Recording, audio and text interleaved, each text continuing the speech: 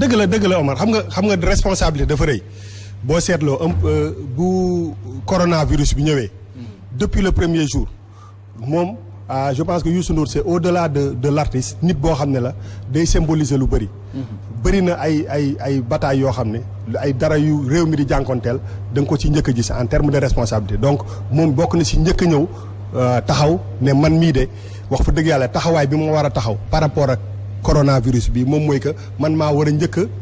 jël sama ay responsabilité lépp activité bu ma doon def boo xam ne day dajale ay nit day dugal ay nit ñuy jël ay risques di feebar man dama koy arrêté te ku xam Youssou Ndour xam ni macha allah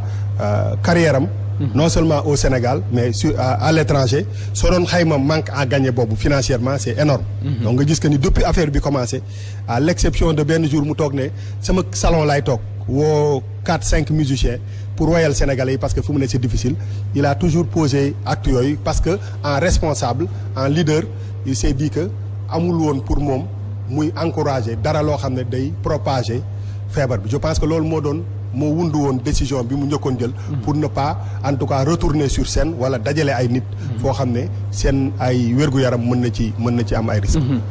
c'est 2 ans que Youssou Ndour jouéwul fenn moom laa lay wan loolu moo ko waral donc léegi mais ñàkk a jouer si artiste ça ne veut pas dire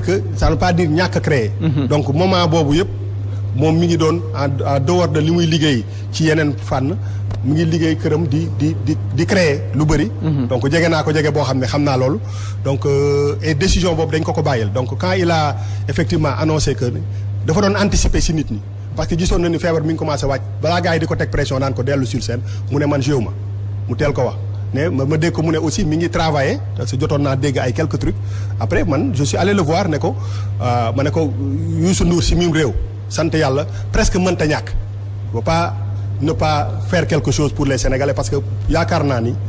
bokk na ci quotidien wu Sénégalais yi donc je suis allé le voir pour le convaincre ne ko grand morceau yi aussi il faut ñu génne dara parce que la nature a horreur du vide donc ma ne ko man gëj naa sax def production ku ma xam ci loolu nga ma gën a xamee ma ne ko j'aimerais bien cette fois-ci que je porte le projet après ñu waxtaan d'accord mu ne ma ok léegi ñu woo ñi ñu war a woo dem studio tànn ci macha allah beaucoup de titres parmi beaucoup de titres ñu tànn ci quelques te dañuy def benn album loolu moom moo jur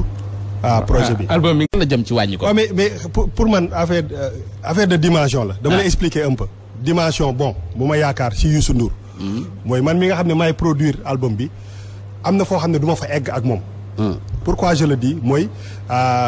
am na benn dimension moom bu muy xalaatee bu muy bindee dama ko koy bàyyeeg moom du ma lux mbóot trop waxal tàq bon man je suis le producteur de l'album man ku ma xam-xam nga ci innovation lay dox amul beneen morceau bu wax fa dëgg yàlla j'ai fait mes preuves d'accord bu dëgg nekkee rek maa ko produire man maay responsable album bi maa ne nii lay demee donc bi est-ce que ma si sama liggéey non mais moom laa lay wax ni Youssou Ndour soxlawuma pour produire album s'il veut faire su fekkee day def album mu ne ma kaay liggéey si non mais dama ne est-ce que man dama am sama style muy lan sama style mooy que grand bi année yi passé day génne album lundi la ñuy wax ñu ne album Youssou Ndour mercredi ñu génne ko bàyyi ko noonu man damay promo dama koy gàddu su ma nekkee ci dara damay dem ba mu sës grand bi xoola grand bi na tëdd nelaw na tëdd nelaw je gère kon morceau yi